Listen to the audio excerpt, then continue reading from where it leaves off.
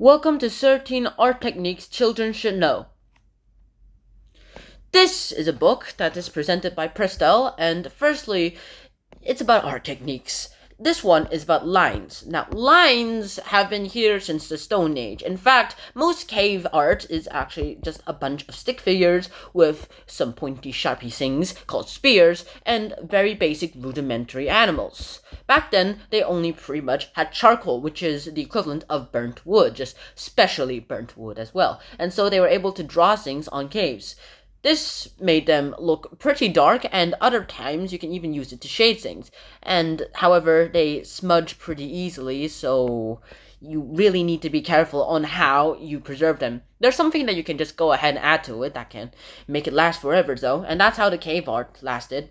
You can always use these kinds of pencils. If you can somehow make it yourself, then go ahead and try it. It's a really fun process.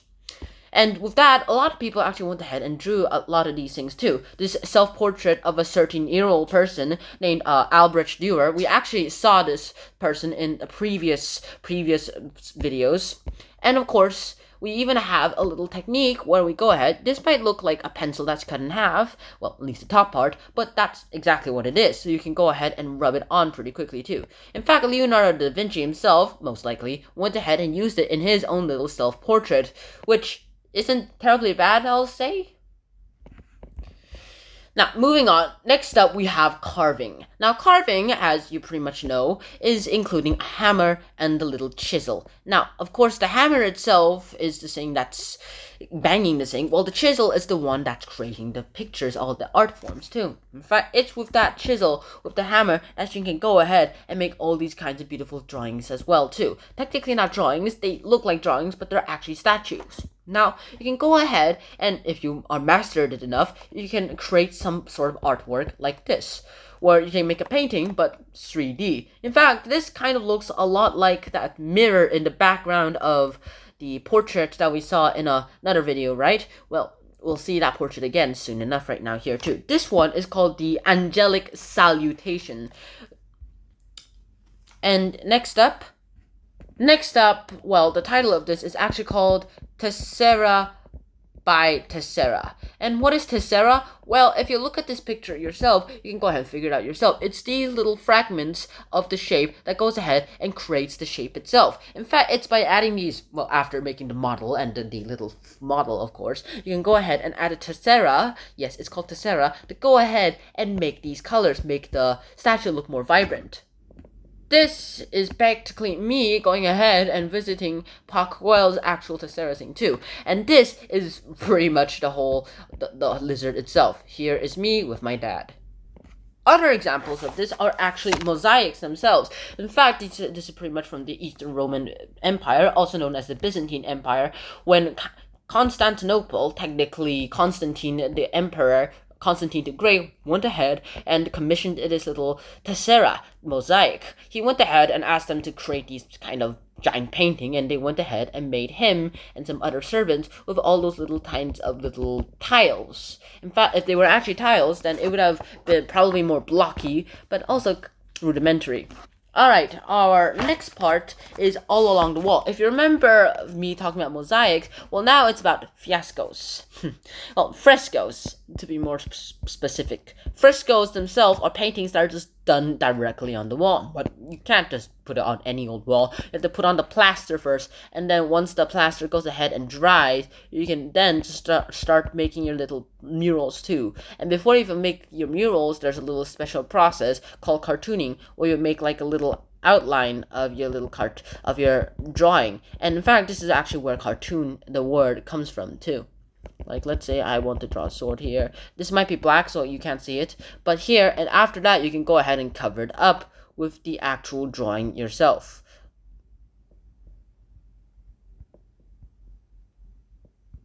Afterwards, you can get a result like this. This is a fresco. In fact, this isn't actually just one fresco. This is a picture of multiple frescoes in the Capannella degli Scrovegna, also known as the Arena Chapel. Here, there's a fresco on the left. There are frescoes on the right. Frescoes in the back, where the statue of Christ is supposed to be, and even a mosaic on the top showing, well, I'm assuming histories of Jesus as well, but I'm assuming this is more or less heaven. I really wish natural light came in though. Alright, next up, we have special kinds of paintings called arts of the press. In fact, this is mainly just printing too. Printing as in, like, stamping. Nowadays, we just go ahead and use, like, letters, don't we? Nowadays, we just go ahead and use these kinds of typing keyboards too. And with that, you can pretty much rest assured that you might be thinking, hey, why do I need to know all this too? Well, back then, we basically had the same typeset. It's just that this time, we can go ahead and press the key. Back then we had to dip it into ink and then press it onto a piece of paper, and then if you did it right, well, the R would form too. Here is actually press printing that created this picture too. We went ahead and made a little outline, and then with that we filled it with ink, and after we filled that with ink, we put it out and let it dry, and we got this kind of masterpiece. This is a Japanese painting drawn by Katsushika Hokusai, and it's called The Great Wave of Kanagawa. And that's Mount Fuji. I'm assuming this is Mount Fuji. Alright, there are a few things that actually went ahead and make this kind of printmaking too. These are just some of the tools you need to go ahead and start creating engravings. Mainly, these are the tools that you go ahead and engrave things with, this one being a pretty special one too. And it's these brushes that goes ahead, because there's going to be some sort of dust that's left behind. You can go ahead and you have to use these brushes to brush away that kind of dust so that you can actually make room for the paint to make sure the engraving suit. This whole painting you see, this whole drawing you see here is actually an engraving. The engraving went ahead and people put ink on it, and then they inked it onto a piece of paper. And then after inking it onto the piece of paper, they went ahead and made this kind of picture too. In fact, it's so good that there's even shading. You might be thinking that this is a country, but no, this is actually watercolors. Watercolors themselves are particularly new too. In fact, it's also particularly used oil colors too. Oil colors but nowadays come in those little tubes. Back then that was a pretty novelty idea, because back then, well, you needed to make, if you're an artist, you needed to make your own paints inside your own studio. And then later we've made water paint, so you can go ahead and start drawing and making special pictures and special paintings with waters and this kind of paint too. You can always go ahead and use that to create these kinds of paintings, also known as the flora of the heath. This is what the paintings actually is and called. And with this, you can always go ahead and make something interesting. It may be a bit hazy, but that's what watercolor is supposed to be about. It's supposed to be watery, hazy. It's supposed to blend out. And this is just oil paint going ahead, and you're burning the midnight oil too. This one, the title is called Midnight Oil, but this is actually oil paint. Oil painting has been particularly new for outdoor people like us, but if you do it correctly, you can go ahead and make some sort of great masterpiece too. You might be remembering this painting, the Arnolfini portrait by Jan van Eyck in 1434. He went ahead and used oil paint to go ahead and draw all this too, which is kind of a amazing, remarkable achievement if you ask me. He went ahead and made this little technique where he placed something in the background to see everyone else. If you look at it closely on close inspection, I highly suggest you go ahead and look at the real one. You can see the witnesses and possibly the painter somewhere here. Afterwards, even Vincent van Gogh himself went ahead and used oil painting and his own little technique of swirls to go ahead and draw his Starry Night while he was a mental ill patient. With these swirls, you can go ahead and see the sun, well, technically the moon, the swirls of the wind, as well as the stars of the night. Also, the village itself looks more like his homeland of Holland. Right now, this is in the Museum of Modern Art in New York. The most interesting one, in my opinion, of all of Van Gogh's art. Next up, Only Chance is Reliable is the title of this section, but it's mainly rubbings. You go ahead, this is pretty easy too. So there's this hard object with a bunch of special texture that's on it, and you want to go ahead and make a rubbing of it. Well, firstly, you go ahead and put a piece of paper on top of it, and then afterwards you go ahead and start rubbing on top of it. And the rubbing will go ahead and result in something like this, where it goes ahead and will show a little rubbing of the texture of the pack itself. Next up, this is pretty useful for coins too. Also, I'm pretty sure this is also dangerous because lots of coin counterfeiters are probably going to use this kind of technique. Next up, we go ahead and find out more engravings too. These are actually all from the wooden floor of Max Ernst. He calls this Vox Angelica, where he goes ahead and in his last day's life invited everyone to this place to go ahead and have one final laugh together too. He went ahead and technically rubbed all of these textures on with different objects, and so with that he went ahead and did everything he can to save himself. Max Ernst himself is pretty known for doing radical ideas too. In fact, this idea of using the painting can with a hole in the bottom is actually Max Ernst's idea too. It's just that he taught the young American painter Jackson Pollock the idea, and Jackson Pollock made it his own. Next up, we have statues, sculptures, whatever you'd like to call them. This is in good form too. What is this made of? And I mean, if you go on the beach, you use wet sand, and that would unfortunately disappear after a day or a few hours. But unfortunately, even for the biggest sculptures on the island or on the beach, you can go ahead and it'll always wash away. Next up, what is this made of? Well, it's actually kind of made of a special kind of clay. It's called polyester resins, but however, every time you heat it up, something toxic will go out, which somehow we humans have been able to survive. Also, since you can't really have access to polyester resins, and if you somehow do, well, don't even think of using them, they're very toxic, you can go ahead and use your own regular techniques yourself. Paper mache, shall we? You can even go ahead, and people even use this to go ahead and create The Sinker by Auguste Rodin, and The Little 14-Year-Old Dancer, which was created by Edgar Degas, bronze and cotton, in 1880. Currently, it's in the Musée d'Orsay of Paris. Alright, next up, you have to go ahead and draw with scissors. Now, drawing with scissors might sound exactly like what it is. You can go ahead and cut something out in one line. Something that you can do in one line too. You never leave that person alone and then do something great.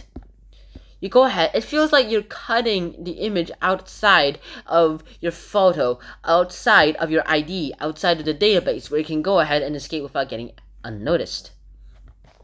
Alright, finally, technically, not exactly finally, we have some surprise encounters ourselves. Here's a surprise encounter. Here we have a bit of a collage. This isn't a collage. This is a collage of a bunch of things. We see flowers, leaves. We even see this, I'm assuming it's an expired passport, this cup of tea, and, well, whatever that is. You can go ahead and draw anything as well too, or in this case, put anything together. In fact, with this collage, he literally created, Joan Gris literally created flowers with just different types of paper. With flowers, of course, he was pretty successful. And this owl you see here, actually going ahead and taking a hunt, also looking pretty creepy. This one is called Unsatisfiable. He actually went ahead and looked pretty scrawny at the beginning, but now he can go ahead and think that he's great and that he might catch something. Maybe this little bat that just flew past him. Alright, next up, collections. Finders keepers. If you ever collect these things like marbles, like I used to do, or cards, like I'm trying to do right now, you can go ahead and know the thrill of collecting too. But sometimes artists actually go ahead and use whatever they've collected to go ahead and create art. Like this box of compasses, well, that's like a lot of compasses. At least 3 maps, one for the world map, one for the summer map, one for the winter session map, and a lot of other books and other maps of the state itself. With this, you can go ahead and figure out something too. You can draw anything, and in fact, if you see a whole exhibition about art, you might actually go ahead and think it's worth it too. This is assemblage art, where you go ahead and connect 2 pieces of art together before other people kind of notice. And with this kind of art, you can go ahead and become famous after like a few minutes. Alright, this one is an art takes on space. This artwork here goes ahead and you take on space. It used to be able to restrain everything that I've built for it with some help, but now the thing that it can do is just that it fell off the building. The building itself fell here. I'm assuming this is a building because this looks like mini windows, and with stereotypes going on, this person is huge. But then again, this statue itself is pretty installation because everything you did here is pretty much installations. These bricks, and this one little kind of car tire thing. And with that, we have pretty much finished 13 art styles that children need to know. In conclusion, there's the line style. Da-dun. We have sculpting, where you go ahead and use a chisel. We have tesseras, which I've actually been to. We have mosaics, or also known as frescoes, where you go ahead and have a giant painting on the wall, or maybe even on the roof. We have printing, which also invented the newspaper and the printing press, with engravings and carvings included, of course. We have watercolors, oil painting, such as this one and this one, rubbings, engravings, new art styles, creating things with either paper mache or other materials that are sturdy, scissor cutting, scissor drawing, also known as scissor drawing, where you can go ahead and draw everything in one line, collages, and assemblages. And with that, you have concluded your journeys of the 13 art techniques. Go try some of them yourself, and I will assure you, you will never regret it. So I hope you guys enjoyed this episode. I hope to see you guys in the next one. And so until then, shout peace. Bye bye.